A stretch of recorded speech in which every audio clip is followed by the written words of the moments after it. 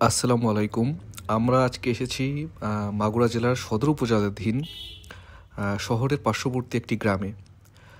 প্রাকৃতিক সৌন্দর্যের অপার ভূমি আমাদের এই বাংলাদেশ, এবং শস্যে শ্যামলে ভরা চারিদিক।